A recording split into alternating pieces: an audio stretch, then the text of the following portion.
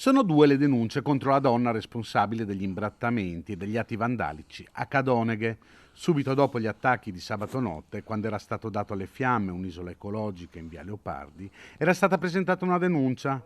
Una seconda querela è stata presentata ai carabinieri dopo i vandalismi della domenica, quando è stato imbrattato con scritte minacciose la sagoma del Leone di San Marco sotto la sede comunale ed è stata danneggiata la centralina del municipio, lasciandolo senza luce e riscaldamento.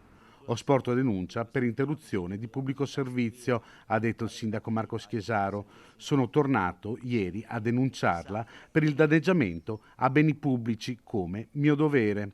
La donna, denunciata, che ha rivendicato il tutto con un messaggio audio in una chat del comune di Cadoneghe, è stata anche ripresa dalle telecamere di sorveglianza. La vicenda è legata allo sgombero di alcuni insediamenti abusivi nel comune alle porte di Padova, partito un anno e mezzo fa.